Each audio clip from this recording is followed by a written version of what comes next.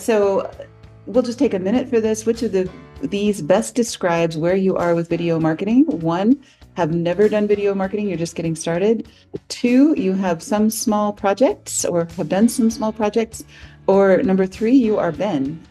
You have done some great video projects, but are always looking for new tools and techniques. And we'll just go around and introduce ourselves, and you can tell me about your answer as we do that. I'm Paula Williams with ABCI. We help aviation companies sell more of their products and services, and we have done several great video products with clients. Some of them we're going to be sharing today, some very short ones. And but we are always looking for new tools and techniques, because every 5 minutes there is something new and cool coming out that is really helpful with this process. Ben, do you want to go next, since you were next to arrive? Oh, am I? I got it. I was just trying to locate the workshop download, so I have it in front of me. But yeah, what do you want me to talk a little about my background, and then number three, where I am? Is that what you? Sure. Yeah. Tell us what you're doing and what you're looking for today. Oh, great. Sorry, you sent it to me. I wanted to have a look at the title page, make sure I knew what it was, because I didn't realize I was supposed to download it ahead of time. I'm sorry. No, it's not your fault. I usually try and prepare for meetings better. But yeah, I used to run a video studio. We did news shows and that sort of work, which was kind of cool. Putting out a daily news show turns out to be harder than I thought it would be. It was a lot easier when I was only one of the staff, and suddenly when I ran it, it was much harder. Oof. But in terms of video for projects, I've done some, and not with DBT, and that's what we're looking at. So I'm really thinking it's a good chance to brush up. So we're right now focused on doing short 1 to 3 minute videos of our key staff for our About page on the website. And then we're going to develop some marketing material with video. Yeah. And in truth, I really have done little to no marketing video. I've done a lot of video, right? Okay. Movies and short clips and that sort of work, storytelling. Yeah. And not in the marketing space. So I'm really hoping to get a lot of, this is how you would market products in video, different than, we're probably not looking at things like short clips for YouTube.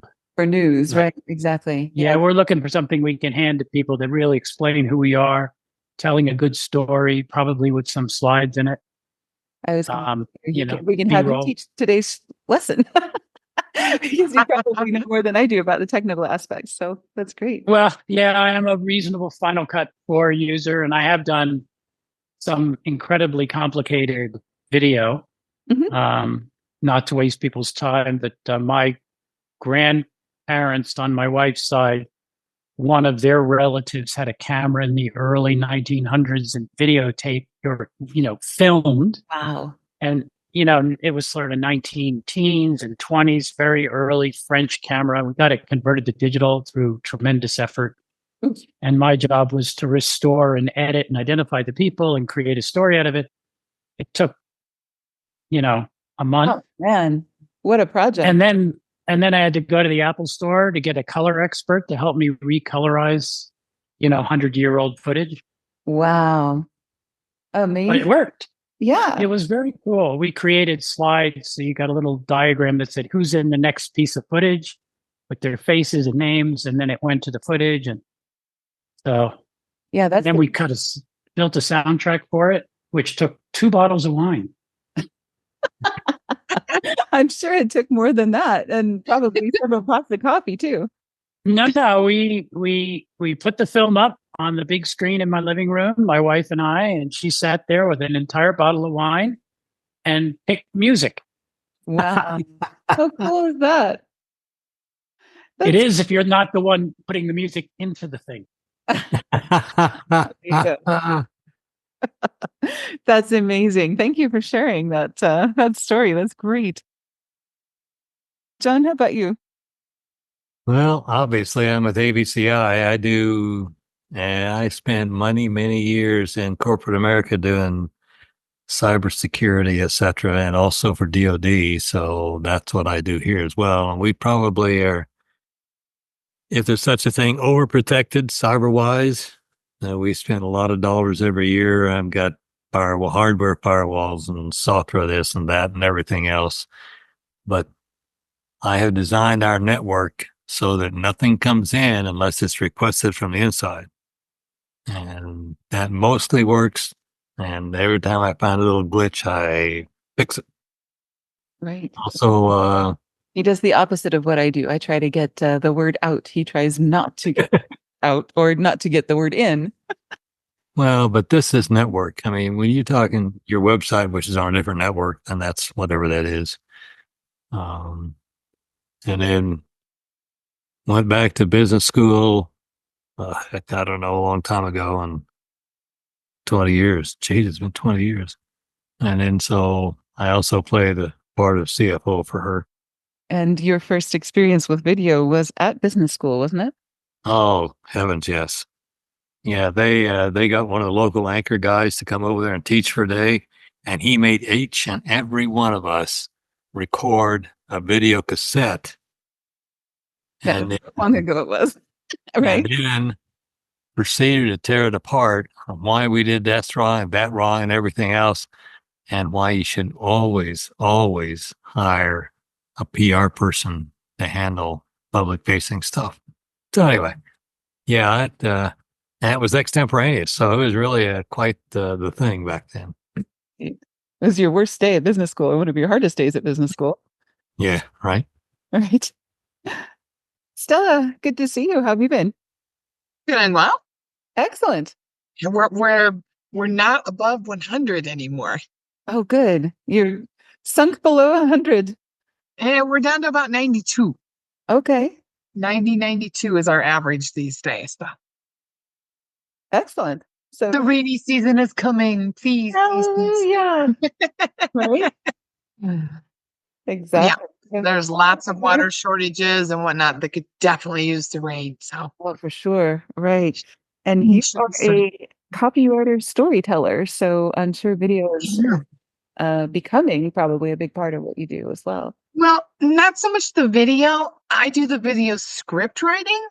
Uh-huh. So I give companies, my clients, scripts, which they then shoot the video for or design the slides that are going to go with the script or whatever. So I do more of the behind the scenes of video marketing. So I'm doing more of the writing of the script and whatnot. And then they read it or put it on slides or whatever to put it into their marketing video that they're creating. So the videos that I've made are kind of more on Ben's side, whereas when I travel, I do a lot of clips of my travels and whatnot. So that's more on my travel advisor side of things that I do video marketing. But then it's just short clips of where I'm at or what I'm seeing or what I'm experiencing, not so much for marketing. Gotcha. Okay. Well, mostly today, we're talking about promotional videos, which are a different structure in a lot of cases than a news video or a travel video or, any of those kinds of things. There is storytelling. There's a lot of storytelling in promotional video as well, but we do have kind of a specific structure that we follow, whether we're doing a short video or a long video. But I guess the question is, the connection between video and marketing. And it's become, I think, a lot more. In fact, these stats are from 2021. I was going to update them for this workshop, and the statistics that I'm finding are actually very close to this, or maybe even stronger on the side of video. And this was actually probably one of the more substantive studies that I could find. This was from Leadfeeder, which is the company that does our statistics for marketing. So, they're a pretty solid source of data, and they haven't updated their report on video, but it's very believable, this or maybe even higher now, in the time that's elapsed since 2021. So videos can increase response rates by 3 times over text materials. And when you think about the effort that it takes at least 3 times more effort to produce a video than it does to write text. But, if your response rates to a particular item are 3 times higher, you think about the difference in profit if you are selling whatever it is that you're selling. And in aviation, of course, we have large ticket items. So any increase in response is worth a lot to us. 59% of executives say if text and video are available for the same topic, they are more likely to choose a video. I actually was talking with Natalie Howard with Kingdom and Kingdom Aviation Services. She found us through our videos, but she actually found us through the transcripts of our videos because she's a person that likes to read. And I thought that was really unusual and a very interesting thing to say. Because of course, whenever anybody comes to us, we ask them how they found us, and almost all of them say they found us through our videos. But she was one that said, I found you through the text associated with your videos. So I'm not sure whether to count that or not. But, the nice thing about video is it really creates a lot of bang for the buck because you produce a small video and you have typically a video file, an audio file, that you could use separately or with a different visual situation. You have a transcript that is text. You can use any of these things in whole or in part in a lot of different ways. So every bit of footage we get, it's a very, very cost-effective way of doing what we do in marketing, right? So I wanted to do a couple of things, basically by the end of today, this is our very ambitious scenario. We want to determine a sustainable video strategy for your budget and resources. Find a concept, at least one, that you're going to use that will be effective with your prospects, whatever they are. Create an effective storyboard and shot list. Shoot or create high quality clips and stills. We're not going to actually do that today, but I'm hoping we can set you up so that you feel comfortable or confident doing that. And then, know how better to collaborate with ADCI. This is my evil intention. Know how to better collaborate with us because video can be very, very cost effective if we collaborate effectively. Because the one thing we cannot do cost effectively is show up on your doorstep with a camera and do the stuff, basically shoot the footage and things like that. Okay.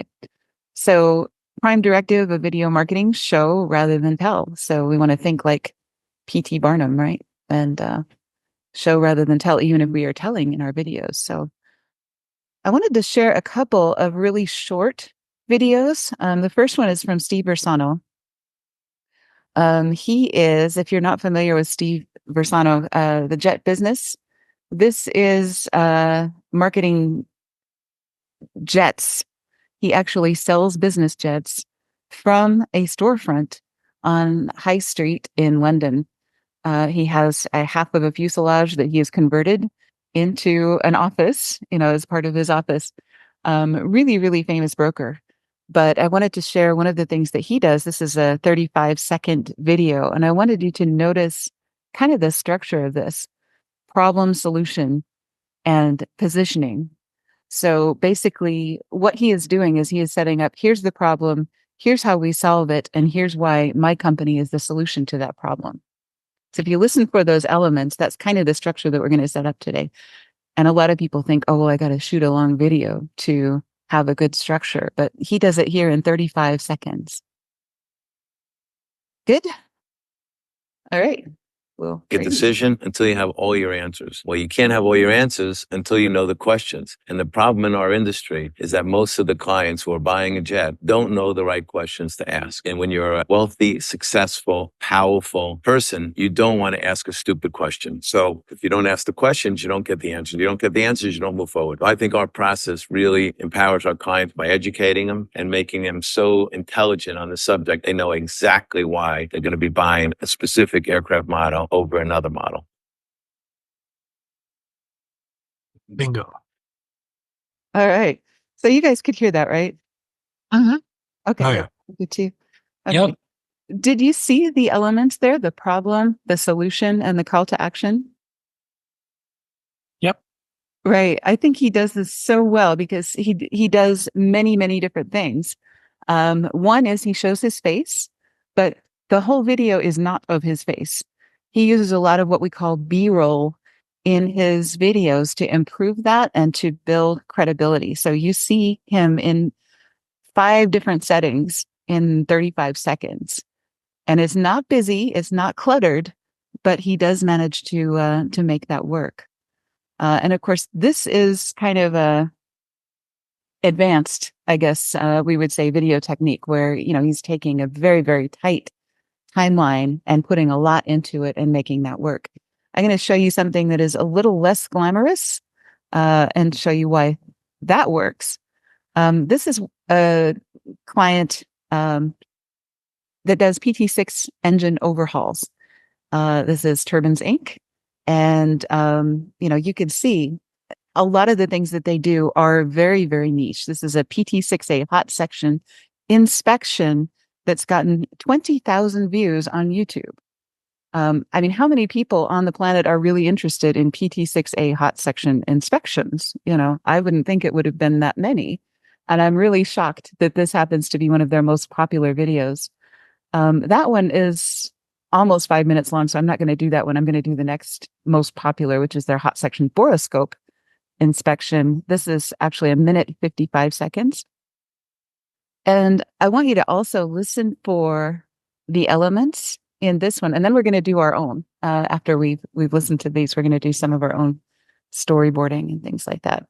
So I just wanted you to know this one has 4,000 views for a boroscope inspection.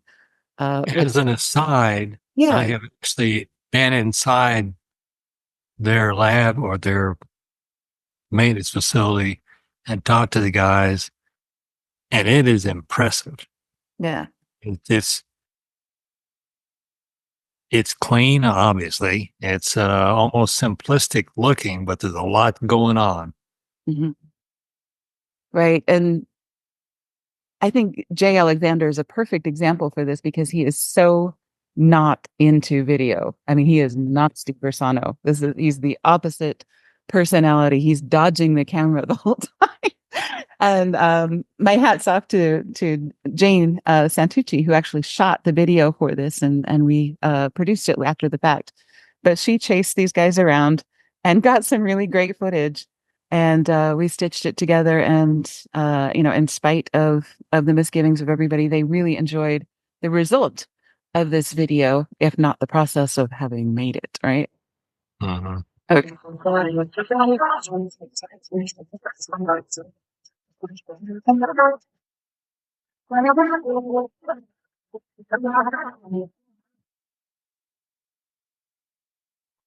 Borescope inspection of the hot section is recommended by Pratt & Whitney at 400-hour intervals. Borescope inspection is highly useful for inspection of other areas of the engine and particularly useful during pre-purchase inspections.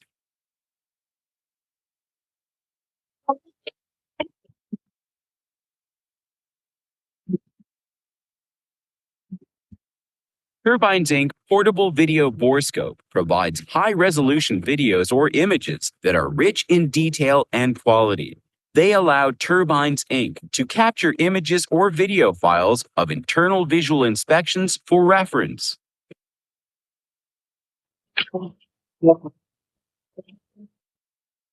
Turbines Inc. has found borescoping useful for the inspection of PT6 engines, highlighting the unit's small diameter in order to easily navigate through the engine.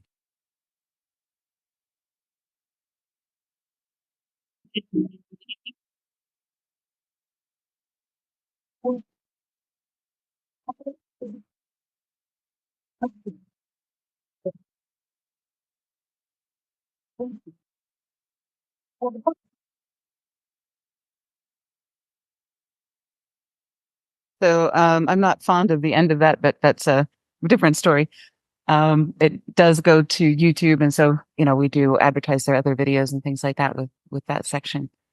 But this is a 4-year-old video that's gotten a lot of traction and is still getting a lot of traction. And if you look at the analytics for this, it went up, when we first published it, and it went down a little bit after the novelty wore off, and then it keeps going up again at a slower rate.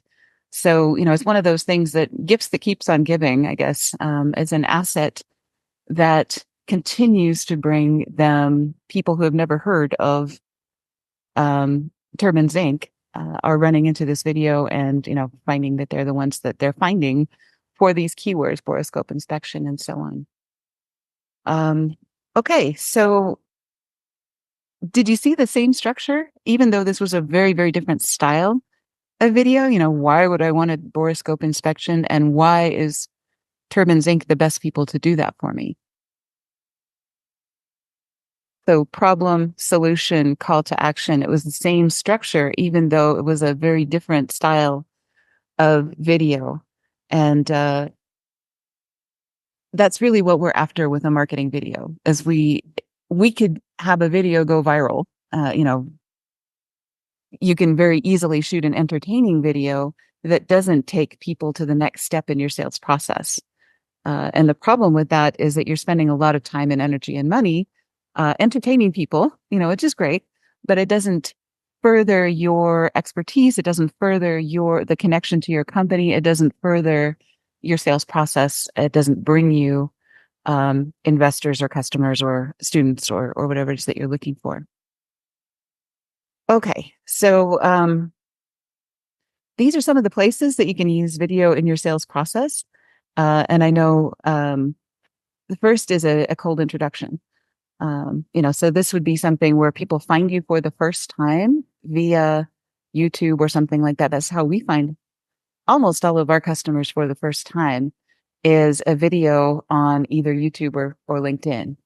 Those are our very, very best prospecting methods for a cold introduction to someone that doesn't know us. That's how they find us for the very first time. Holding patterns, we've talked about those, where someone is not ready to buy yet. But if you keep producing video and sending them video, that keeps that relationship going. So, maybe they're not ready to place a position order. Maybe they're not ready to, buy or sell an aircraft, or their aircraft isn't ready for service yet, or, whatever the situation is. If you send them a video once a quarter or something along those lines, you're going to stay front of mind with them as you are building that relationship and, doing whatever else you do, seeing them occasionally at shows or whatever you can do. But those videos are super powerful in the holding pattern. The other thing that they do is they help build authority, credibility, and expertise. If you did not know Steve Versano before today, you probably feel differently about him after having seen less than 1 minute of video than you would if you had read an entire article. How he talks, his personality, he's a no-nonsense kind of a guy. You would probably feel comfortable if you met him at NBAA and, he walked up to you and started talking. You'd feel pretty familiar with him. So, he's started that relationship. Another thing you can do with video is manage objections. So if you're getting a lot of the same thing in your sales process where people are saying, I don't know, here's my question, here's my problem, here's my doubt, here's my pain point, here's my reason for not doing business with you today. If you make a video about that objection or that pain point, and in Steve Versano's video, it was basically, you don't know the right questions to ask. In the Turbines Inc. video, it was like, I don't know if I need a borescope inspection. I don't know if I want to spend the money on that. I don't know if that's the type of inspection that I need. So managing those objections or helping people fill in those bits of information that they're confused about is a really good way to do that.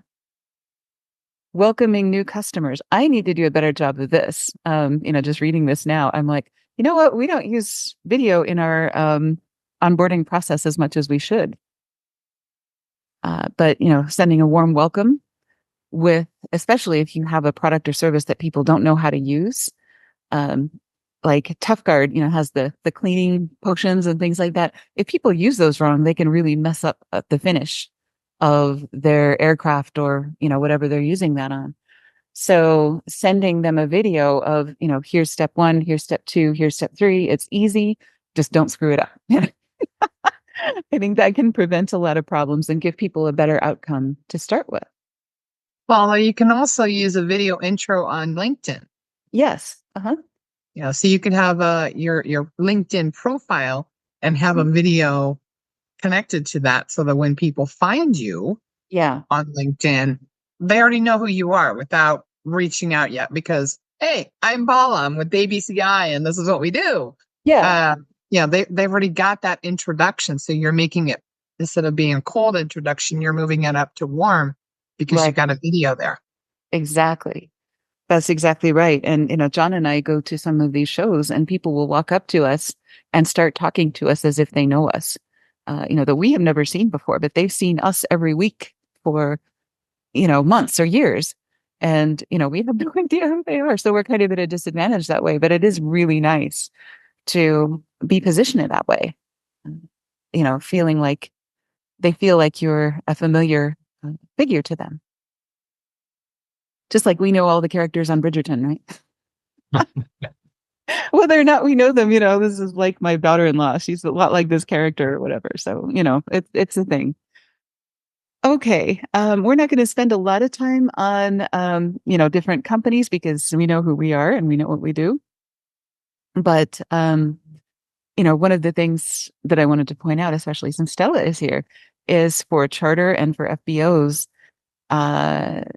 travel videos are really, really great, to show people this is why this location would be better than another one and things. So, there's a lot of things that can be done by different aviation companies as very short videos or promotional videos to position them very effectively. So these are just some thoughts on how to do that.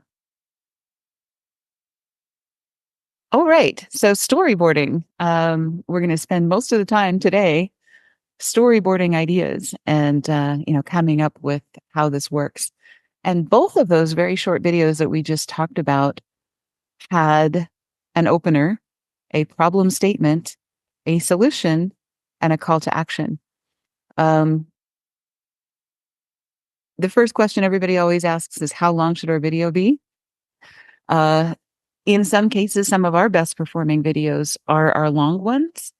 Our tutorials, our webinars and things like that score really, really well. Our book club conversations score really, really well because that's what they're about. And, people want to get into the meat of a topic and, they want to have that deeper conversation. But for a lot of the things that we talked about, a cold introduction on LinkedIn, they used to have a feature on LinkedIn where you could do a 15-second introduction and replace your profile photo with that. The problem with that, they actually got rid of that feature because I think it was taking up too much bandwidth and, people weren't actually using those. But you can put a video in your about section or in your portfolio and it works just as well. But those we want to be 15 seconds, 30 seconds, something like that. So if you're at the very beginning of your sales process, you want these to be super short. As you build that relationship and start going into your holding pattern, managing objections, etc., maybe your new customer welcome will be more long, more involved, more in depth, and all of those things because you've earned their attention by that time. So it's kind of like when you meet somebody at a party, your first interaction, you want it to be short. This is what you don't want to go into a half-hour explanation of what you do for a living because you don't know that they're interested yet, and that kind of thing. So you want to have a very short introduction, and then once you get to know somebody, you can start having those, 4 cocktail dinner conversations and things like that because you've earned their attention, they've earned your attention, you enjoy spending time together. You have that depth of relationship that you don't have at the beginning. To quote somebody from a long time ago, short enough to be interesting, long enough to cover the subject. Okay. Exactly. So that's always fun.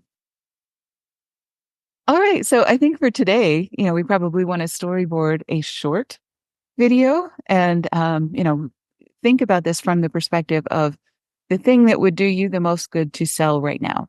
So whether that is a job opening that you need to fill, whether that is a product or service you want to sell, whether that is an investor that you're courting, whether that is, whatever it is that you want to convince someone of, pick a scenario, whatever that is. And we're going to shoot for one that is somewhere between, let's say, 30 seconds, because it's really hard to get them less than 30 seconds and be effective. So we'll say 30 seconds to 2 minutes. Does that sound fair? The majority of business videos are less than 2 minutes long. And I think that's probably because they're early stage videos and they're for that purpose. So for today's exercise, we'll do that. So, just some statistics about brevity is a wonderful thing, but long videos are well worth creating as well. People who actually devote an hour to listen to us once a week, those become fantastic customers. Those are people who are really into what we're talking about. They're really into our style, and so on. So that's great.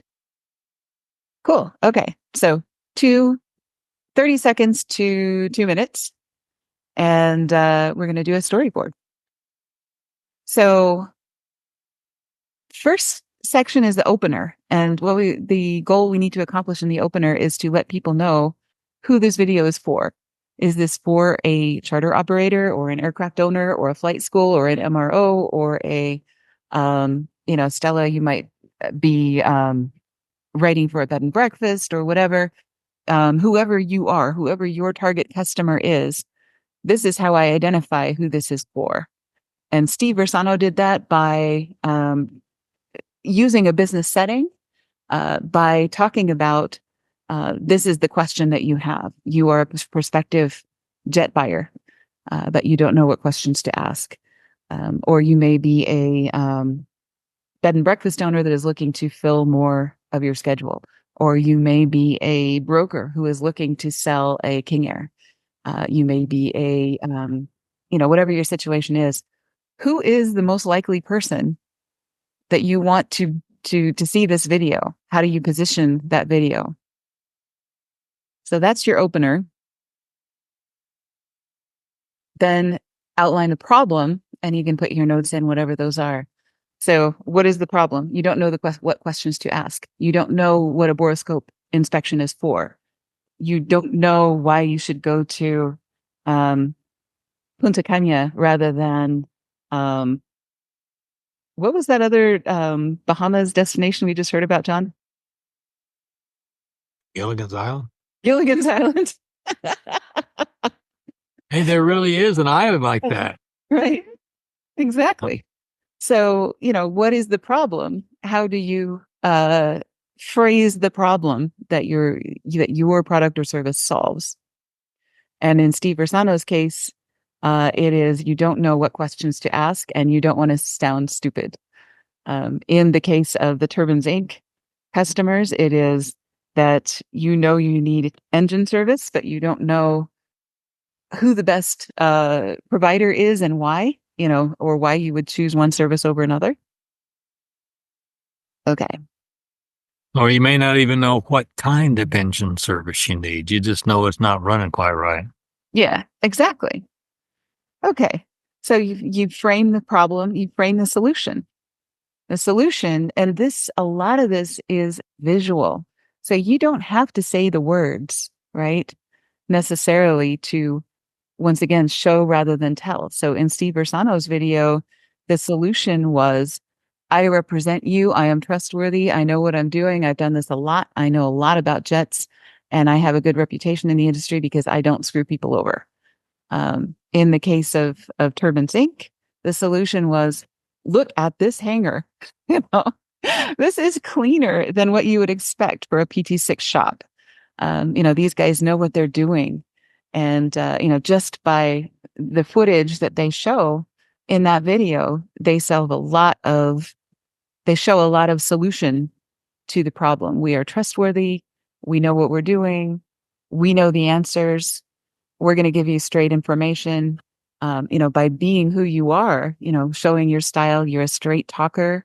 You're not one of those fast talking software kids, you're, you are who you are, and your place is your place. And it shows, kind of that military precision at Turbines Inc. And, just by walking around the hangar, you can see what kind of place it is and what kind of people these are. And then you end with a call to action. And the call to action is hire me, or pick up the phone, or place a position order, or let's have a consultation. So in some cases, all we're selling is a consultation. You're just selling the next step in your chain. You're not necessarily selling your product. Let's talk about your King Air. Let's talk about whether it's time to buy or sell. Let's talk about what the market's doing. So your call to action, you want that often to be really small on a first video. And that's often our advice, is simplify and make it smaller. You don't want to expect too much. This is not a Super Bowl ad, This is a simple video, and you only have to do a base run with this in order for it to be super successful. Cool. So everybody has something written in all of their boxes? Working on it. Sorry? Working on it. Okay, cool. Are you having trouble with any of them? No, I think I got it. Okay. Yeah, and this is very different from a news story or a travel piece or anything else. Just about every single marketing promotion that you've ever seen that is really successful follows a structure that's very similar to this. Attract the right people, problem, solution, call to action. There's a lot of different names and a lot of different acronyms for the same sort of a structure. But, just to simplify it down to its bare bones, this is almost always successful if you get these 4 boxes right. Okay. So we'll carry on. You've gotten another way to write those out in case you need more than a box. If you want to write words and then maybe draw pictures, you can do that too. One of the things that you need to think about is, now that you got the words down, and I'm a words first person, and then from there, I think about what are the pictures that I need to show people to support what I've written here. So, if I want to show cleanliness, I'm going to show the floor in Turbines Inc.'s hangar. If I want to show expertise, I'm going to show that Jay Alexander, forgive me, is not a spring chicken. He knows what he's doing. And, if I could get him to speak, that would be even better, but we were never successful at that, because he's so smart and he's so sure of himself when he speaks. But you can see that in C. Bersano's video as well. Sometimes all you need to do is show the tone of voice, show the office, show how successful you are, show other people doing business with you. All of those things are sometimes the visual that goes with the words here. Some people are visual first. My friend Glenn is a great visual first person, and then he writes the words from there. So he would draw the pictures first, and then he would write the words. But I'm not like that. So I teach the way I learn myself, and that's words first. All right. Not much different from establishing an outline before you decide to write an article. Exactly. Right. So, and I included extra pages so that you can detail out, this is the opener. Here's maybe 4 scenes in your opener. Bersano had a lot of scenes in 30 seconds, which was crazy, but it was kind of cool to see that was the way that worked. So, we may actually want to go back to that and go through it again. You guys can let me know if you think that's appropriate. But, there were actually probably 4 scenes in his opener, 4 scenes in his problem, 4 scenes in his solution, and at least 2 scenes in his call to action, one of which was kind of that animated logo, if we call that a scene. And that was a 37-second video. So, you may think this is packing a lot in, and it is, but as long as you do real smooth edits, you can do that really well. Eric, good to see you. How have you been? Good. Good. We're kind of in the middle of the video workshop, but you're very welcome. And we're recording the whole thing, so you'll be able to see the beginning of what you missed. But we're just there's a workshop, or there's a worksheet that you can print, and that's what we're kind of going through now, is storyboarding a video or a promotional video for your organization. Okay. All right, so we are on page 10. Getting shots and clips. This is where our business model is a little bit different from most, because all of our clients are remote. We do show up with cameras when we need to. And if that's something that you want us to do, we can do that, or we can have you come here and record in our studio. But almost always the best investment is to have you guys shoot, or to hire someone local to you to do the shooting, or or Stella do the shooting if you're in a remote location. It is not as hard as it used to be. Almost everybody has amazing equipment now, especially for simple footage and for stills and other things. Your iPhone is a better camera than I ever had.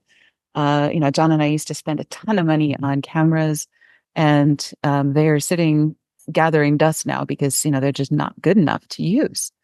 So couple of things that you need to know if you're using this. Viewers will forgive amateur video, and a lot of people find it kind of charming, like the Turbines Inc. video that we just showed. It is kind of amateur hour as far as the video production quality, but it is incredibly successful. And the reason that it's brought them so many customers is because it is so transparent and so obviously not studio shot. It's just people shooting their hangar, as they are going about their daily business. And, so amateur video can be charming and can be disarming and, can look really authentic. The problem is people don't feel the same way about audio. If you have bad audio, it's just bad audio. It's not charming. It's not cool. It's annoying. People don't understand what's going on, and so on. So you have two options. And John, you tell me where I'm going wrong here. You can plug something into this, right? So get a microphone and plug it in. You can get those windshields. You can get the lapel mics. You can get a nice Frank Sinatra special. You can do any number of things to get good audio. But that is really, I think, the difference between amateur and great is good audio. This is probably the best one that I've found, the DJI. It'll go right to your iPhone. Nice. Super, super handy. Fantastic. Right. If you're going to use background music or sound effects or whatever, make sure they're not louder than the voices. Yes. Here, Don't link blast them out. Kind of gradually bring them in, and at the end, take them out. Don't just blast it out or sudden cuts. Right. Hey, I was going to ask Eric, do you have a link to where you can buy one of those? Yes. Yeah. I can bring it up here and put it in the chat here. Excellent. Thank you. Thank you. You guys are amazing. That's really cool. Another thing I highly recommend, especially for that sound leveling that Stella was talking about, is alphonic.com. I do this on all of our finished video. Even if it's already been sound washed, I'll run it through Alphonic and see where it ends up as far as the leveling goes, so that you're not doing what they do in movie theaters, which is drive people crazy with a really low dialogue, and then all of a sudden they blast you out of your seat with crazy music or explosions or whatever.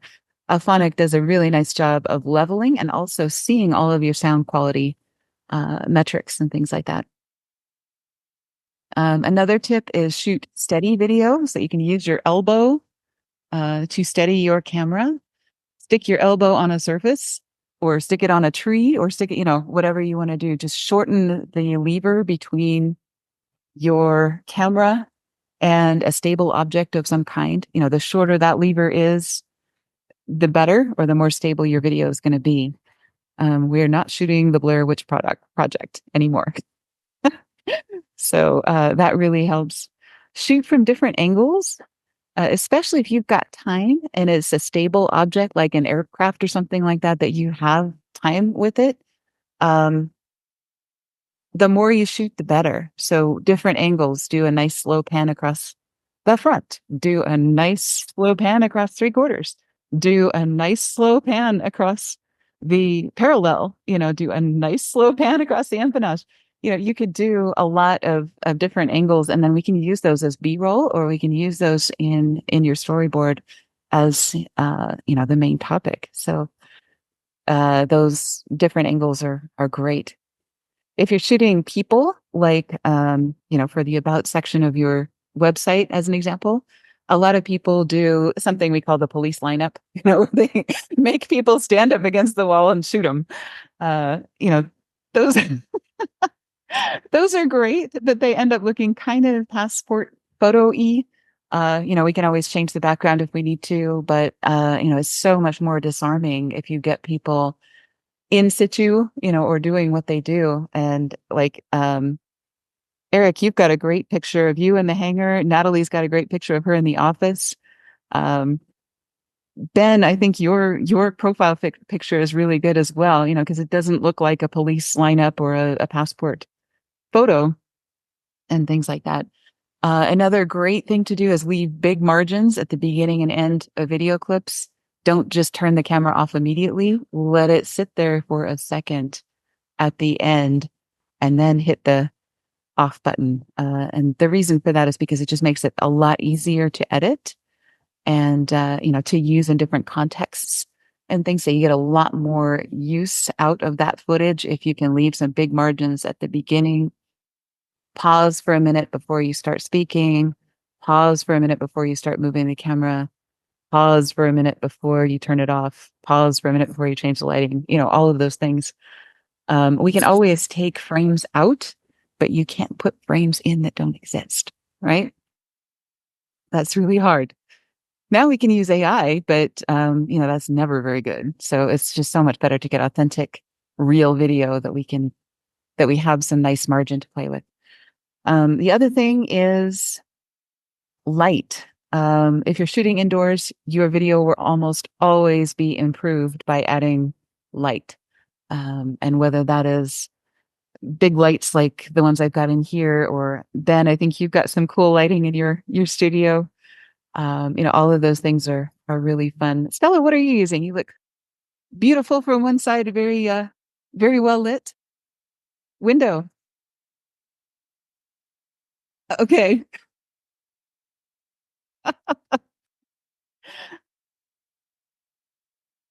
Gotcha. You're muted, Stella. You're muted, but you're very articulate with your hands. So that's great. Okay, so I have a nice big window on one side that's bringing in the natural light. The other side is my living room, which is a lot darker, and it's got a shade tree in front of that window. Oh, okay, I gotcha. could turn on my desk light, have light right in front of me, but I don't like staring into lights. There you go. Exactly. Right. We have some things called soft boxes that I kind of highly recommend. What they do is they make it so that you're not feeling like you're being interrogated by the CIA. And, but you can have some pretty bright light and it's a lot more tolerable for human beings. Because I do this all day, every day, between office hours and everything else. And I would just be like a puddle on the floor after an hour and a half if it was not for these soft boxes and things. So those are great. And they're cheap now. They're really, really cheap on Amazon. So, and they're super portable as well. So you can take them places and do things. So, okay. So, getting shots and clips. So in the last exercise, we did our storyboard, right? And you have some stick figures or whatever of some of these shots that you want to get for each of your 4 sections of your video. So what I want you to do next is to think about how you're going to get the shots and clips that you need given that storyboard. So let's say you have 4 different locations. So you've got your office, you've got your hangar, you've got inside the airplane, you've got, um, a 4th location, whatever it is. And it may be outside versus inside of your hangar. So you've got 2 different lighting situations. So think about how are you going to get good lighting and sound in each of those 4 locations. And I love the studio in our house because it is always ready to go. I can do a video in 5 minutes. I just run downstairs, throw on a jacket, turn on the lights. There's one button that I push and it turns on all of the lights, turns on the camera, turns on everything, and I'm ready to go. But if we have a remote location or something like that, then it's a whole lot harder. We got to get our lavalier mics. We've got to get our field mixer. We got to get our lighting packed up and put in a box or whatever, get it set up and everything else. So think about how can you get good lighting and sound in each of those 4 locations. So like in Steve Bersano's video, there were at least 4 locations. In the Turbines Inc. video that we showed, there were really only 2. But still, they had to get good lighting at least from both of those locations. In the Turbines Inc. video, we couldn't get good sound in their hangar because they had jackhammers. I mean, all kinds of crazy things going on. They had loud things happening all over the place because it's an active hangar where they're doing service on a lot of aircraft, and they can't just stop because we're there, to shoot video. So what we ended up doing is shooting footage there and using voiceover for the video. So that's the solution. You can also use a lot of different things like music, or we can do sound effects from aircraft taking off. We can do a lot of things. If you can't get good sound, don't worry about it. Get the footage anyway, and we'll find a way around it. Cool. We good on locations? We know why we need to have more than one. Okay, cool. All right. And if you need up to 8, you've got pages for that as well. Okay. So the next couple of pages are about hiring a pro. So depending on where you are, we may know somebody, or there may be somebody in our network, that's a great aviation photographer that's close to you that you could work with. Some places we may not know anybody. So you just have to pick somebody off of Thumbtack or, some local service and go off of their portfolio and other things. So if that's the case, you're going to want to send them a pretty detailed brief, with your shot list and things like that. And we can work with you on building that brief for your photographer. So some of the reasons you may want to hire a pro are if you're shooting aircraft exteriors. Taylor Greenwood has a trailer that he would hook up to his truck and drive to a place where he's doing an aircraft shoot. And he has this rack that expands out, with these metal things. What were they called, John? It was something bees, lightning bees or something like that, this lighting set that he had. And it would expand out like this, so that the lights would get farther and farther apart the more that it expands. So he could do any size of field of lit space. And it was amazing, but not everybody has that. If you're working with a professional aircraft photographer, some of them have equipment that will let them do the exterior of an aircraft in a way that looks really, really fantastic, because of the equipment that they have for lighting more than anything else. Another thing to take into account is if you're shooting at a very expensive location, you may want to hire a professional photographer to make that worth your while. So if you're renting a plane or renting a space, then by all means spend the extra money to rent a photographer to make the best use of that time and to plan it out professionally and to have all the equipment and make it really worth doing. If you are interviewing or shooting VIPs, if you have the governor coming to a ribbon cutting or something like that, then having a professional photographer is going to help that VIP feel more comfortable, because somebody is posing them correctly and, doing all of the things that a professional would do that you or I may not do perfectly, because that's not really the primary focus of our profession. Okay. Another reason to hire a pro is if you don't have or don't want to buy or are not comfortable with photography equipment. Or, if you're in VIP charter, we always recommend hiring a professional because your competitors are using professionals and you want your video to be the same quality. If you're in a market that absolutely requires that level of polish because of your clientele and because of other things, then you definitely want to do those. So if any one of those things is true, hire a pro. If those things are not necessarily true, you can do it yourself. And I know we're running out of time, so I'm going to speed through this. And just assume that you are going to do this yourself, or if you work with a pro, you can review page 14 on your own and carry on with that. Okay. Editing and production. This is the part that you don't have to worry about if you're working with us. Basically, if we have a good storyboard, we've talked about it beforehand, we've done a brief, you've gotten the footage, you've gotten the stills, you've gotten all of the things that we're asking you for, then your video is going to turn out pretty darn good because we've got everything that we need in order to make that work. So we'll organize your clips, check the quality, color correction, all of that stuff.